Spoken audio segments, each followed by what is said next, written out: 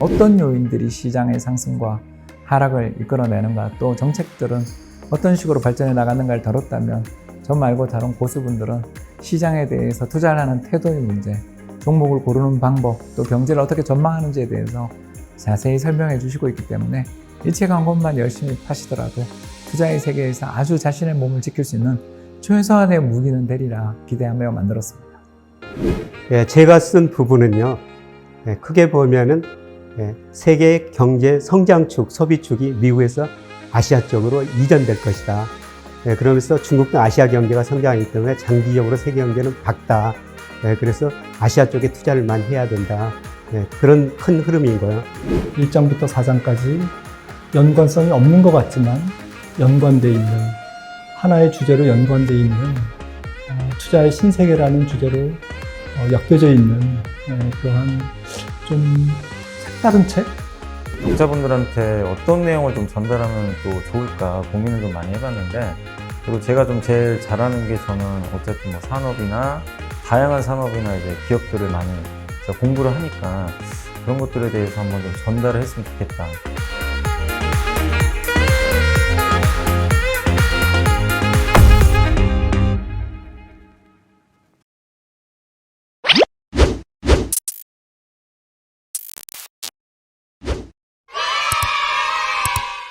이번에 가장 관심을 끌었던 부분들이 이제 테슬라 AI 데이라고 볼 수가 있습니다. 매년 이제 1년에 가장 핵심이 되는 행사를 한 가지씩 행사를 진행한다고 보시면 될 것 같아요. 2년 전에 테슬라에서 자율주행 데이를 가졌었고, 작년에 배터리 데이, 올해 AI 데이, 인공지능 대회죠. 그래서 그 부분에 대한 어떤 테슬라 차량의 어떤 시너지라든지 이런 것들이 굉장히 컸었습니다. 그래서 여기에 들어가는 게 이제 인공지능 칩에 대한 얘기가 있었고요. 그 다음에 또 한 가지 가장 중요한 것 중에 한 가지가 일반 테슬라 차량 이외에 이 모빌리티의 확산 개념으로 테슬라 봇이라는 로봇, 사람과 같이 직립보행하는 휴머네이드 로봇을 발표를 하면서 세계적인 관심을 끌었습니다. 그래서 이런 시장이 앞으로 이 가장 다가오는 모빌리티 시장 중에서 새로운 먹거리다라는 부분들이 많이 부각이 되면서 주목을 많이 받았죠. 이 테슬라 봇은 직립보행 로봇이라고 보시면 될 것 같아요. 키가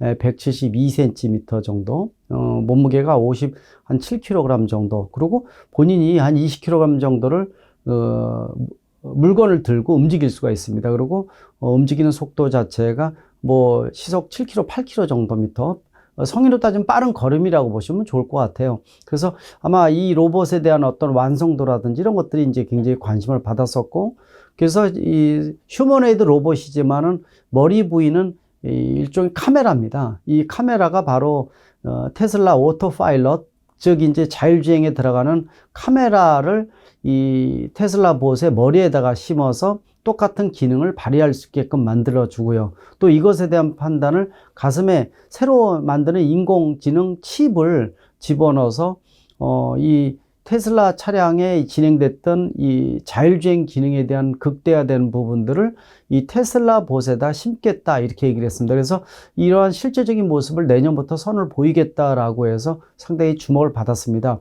이 얘기가 나오면서 두 가지 방향으로 진행이 됐습니다. 하나는 아직 이제 너무 앞서가는 모델이다, 이게 나오기에는 상당히 시간이 요구되고 있는데, 역시 이제 일종의 거품이 있다라는 부분들이 많이 제기가 됐었고, 또 한 가지는 실제로 앞으로는 일반 지상만 이 아스팔트 위를 달리는 고속 전기차만 등장하는 게 아니라 드디어 모빌리티의 확산이라는 개념으로 비포장 도로나 특수한 지형, 계단이라든지 뭐 험로라든지 차가 지나다닐 수 없는 지역에 움직일 수 있는 로봇이 본격화되면서 이 로봇이 각계각층의 활용도를 높이면서 산업화가 이루어진다라는 긍정적인 이미지도 나왔습니다. 일단은 이런 로봇이 발표된 부분들은 아마 내년에 직접 나오든 안 나오든지 간에 이러한 시장이 본격적으로 태동이 된다라고 보시면 좋을 것 같아요. 그런 측면에서 늦어도 내년이나 2, 3년 이내는 본격화된다라는 하나의 신호탄이라고 보시면 좋을 것 같아요.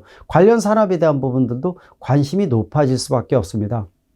따라서 이 발표와 더불어서 또 한 가지 주목을 받았던 부분들은 역시 현대차 그룹이 인수한 보스턴 다이나믹스라고 볼 수가 있습니다. 이거는 여러분들 아시다시피 약 2개월 전에 이 대금까지 완납이 되면서 보스턴 다이나믹스의 주인은 현대차 그룹이 않았다고 볼 수가 있죠. 전체 지분의 80%를 점유율을 갖고 20%는 아직 이제 소프트뱅크 손정희 회장이 이제 지분을 유지하는 이런 상태라고 보시면 될 것 같습니다.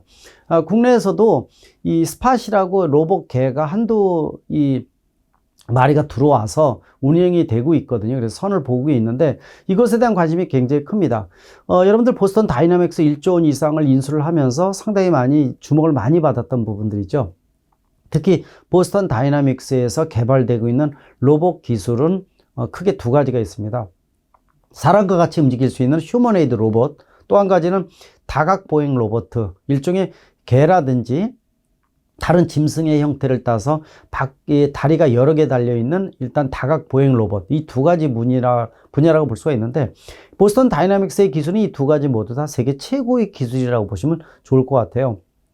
초기에는 나왔던 모델 자체가 뭐 걷는다든지 이런 것들도 굉장히 쉽지 않았다고 볼 수가 있죠. 이런 모델들은 아마 일본의 혼다에서 만들었던 아시모 이 직립보행 사람과 같은 로봇 아마 기억나실 겁니다. 처음에 아시모에서 개발했던 부분들은 일반 걸어 다니는 정도였었는데 나중에는 뛰어다녔고 그 다음에 계단에 뛰어 올라갔고 또 물건을 등에다 지고 올라갈 정도로 상당히 많이 발전이 됐었죠. 그 아시모 로봇 아마 이 자동차 제작사가 만들어서 굉장히 주목을 받았던 게 벌써 20년 전이라고 보시면 될 것 같은데 근데 일반적으로 이 혼다의 아시모라든지 또 테슬라, 현대차 모두 다 이 로봇에 대한 부분들을 중점적으로 개발하는 회사가 다 자동차 제작사들입니다. 그 이유는요, 앞으로 미래의 모빌리티, 자동차라고 얘기를 안 하고 모빌리티로 바뀌는 얘기는 모빌리티의 외연이 확장되면서 새로운 산업이 만들어지고 고부가 가치가 집중된다고 보시면 좋을 것 같습니다.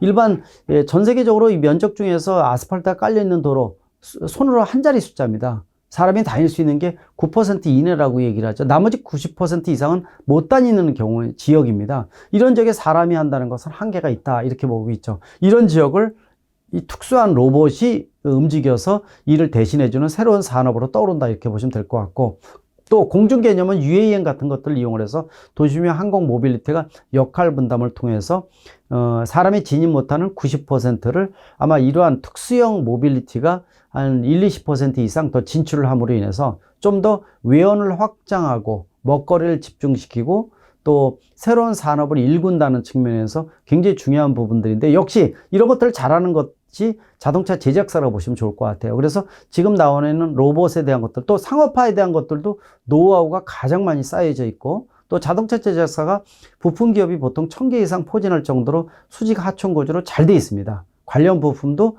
수만 개가 조합이 돼 있기 때문에 이런 것들을 짜집기해서 융합적으로 만들 수 있는 게 바로 글로벌 제작사라는 거. 그래서 로봇 같은 또 UAM 같은 도심의 항공 모빌리티 이런 것들이 대부분 다 자동차 제작사 관련된 이유라고 보고 있고요. 그만큼 이 관련 산업에 대한 이 여러 가지 군을 모두 아우르는 기업이 글로벌 자동차 제작사라고 보시면 좋을 것 같아요. 그런 측면에서 로버트도 예외는 아니라고 말씀드릴 수가 있습니다. 지금 보스턴 다이내믹스에서 개발된 기술은 이 정도가 아닙니다.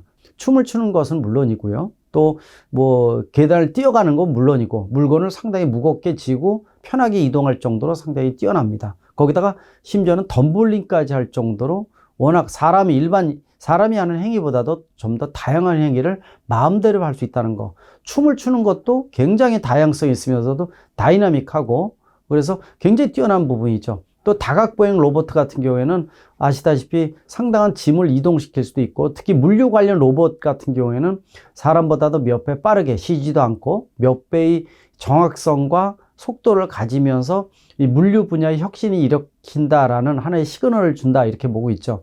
물론 이제 자율주행차 자체가 앞으로 물류의 혁명을 일으키고 또 물류에 이런 로봇이 진입이 된다면은 앞으로 이 혁신을 일으킨다 보시면 좋을 것 같습니다. 그만큼 이 물류 쪽의 일자리에 대한 것들은 불확실성이 높아지는 거죠. 이직률도 높아지고 아마 미래에는 전기차 이런 게 확산되면서 일자리에 대한 고민이 많아질 수밖에 없거든요. 그러나 이런 것들은 대세라고 보시면 좋을 것 같습니다. 그런 측면에서 보스턴 다이내믹스가 이런 최고의 기술을 가지고 있음에도 불구하고 계속 적자했던 부분들은 여기는 R&D 회사지 이 상품화 시켜서 판매해서 수익을 올리는 회사는 아니었다는 것이죠. 그래서 보스턴 다이내믹스가 주인이 여러 번 넘어갔습니다. 최종적으로 지금 현대차 그룹으로 넘어왔는데 현대차에서 이런 것들을 인수한 이유는 정의선 회장 입장에서 선언을 했지만은 이 현대차 자체가 앞으로 차만 만드는 게 아니라 50%는 자동차, 그 다음에 이 UAM, 도시명 항공 모빌리티는 30%, 나머지 20%는 이 로봇을 만들겠다라고 한 그 20%가 바로 보스턴 다이나믹스를 통해서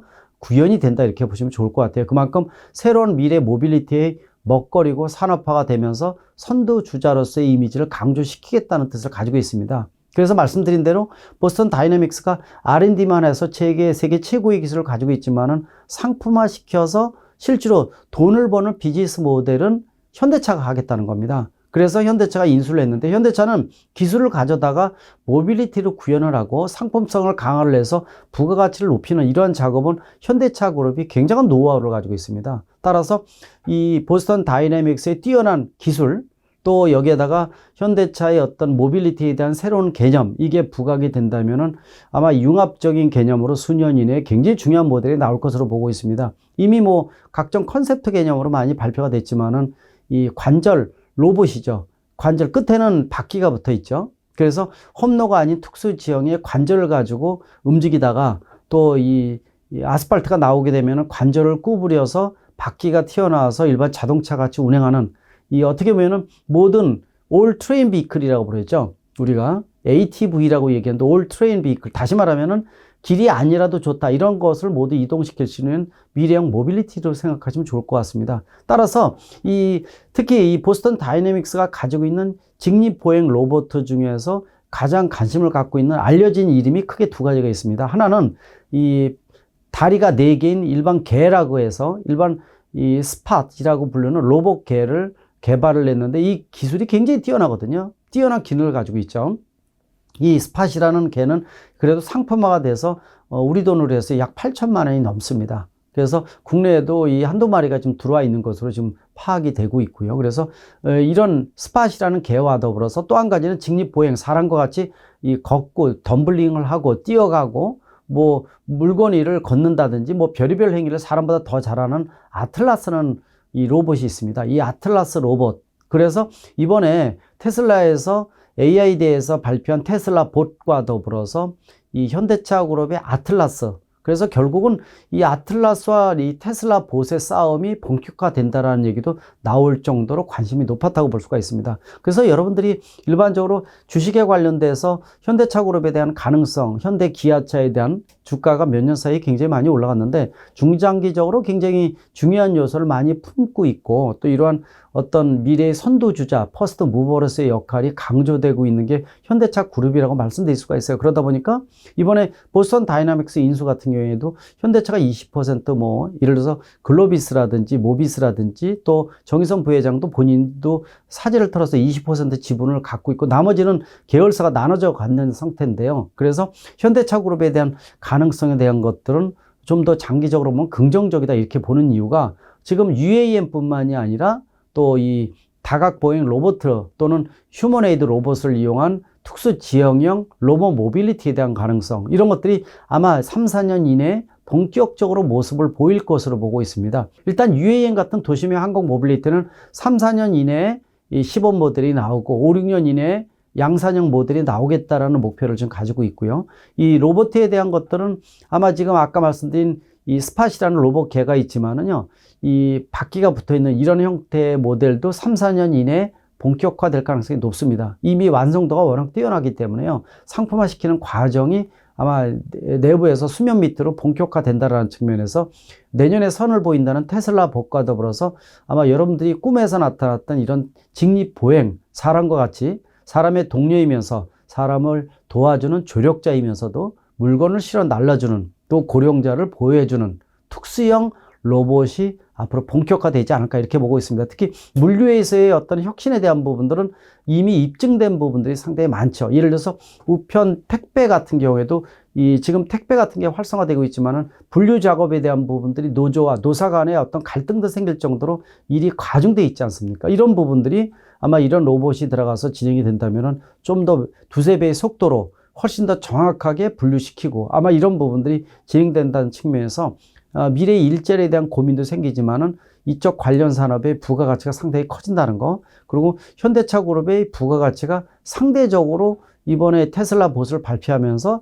더더욱 주목받았던 것이 보스턴 다이내믹스와 현대차 그룹의 협업에 대한 부분들, 이 부분들을 여러분들 주목하시면 좋을 것 같고요. 관련 산업에 대한 것들, 관련 부품에 대한 것들, 그러다 보니까 현대차 그룹의 어떤 계열사에 대한 것들도 관심이 높아질 수밖에 없습니다. 따라서 이 부분에 대한 관련 산업과, 즉 다시 말하면은 이 로봇이라는 것 자체는 재료에 대한 것도 굉장히 중요하지만은 이것을 움직이는 소프트웨어에 대한 부분들, 또 관절에 들어가는 서버 모터라든지 이러한 전문적인 회사들이 앞으로 더 주목받는 분야가 되지 않을까라는 측면에서 일반 모빌리티 분야의 어떤 확대에 대한 부분들은 길거리를 다니는 자동차를 벗어나는 부분으로 본격화될 것으로 보고 있으니까 여러분들이 앞으로 UAM이라든지 이러한 로봇 개념의 어떤 개발 회사라든지 또 핵심 부품을 만드는 회사에 대한 부분들, 아마 이런 부분들을 주목하시면 좋을 것 같습니다. 앞으로 이게 더 수면 위로 올라오게 되면은 관련된 회사도 소개할 기회가 있을 것으로 예상을 하고 있습니다. 고맙습니다.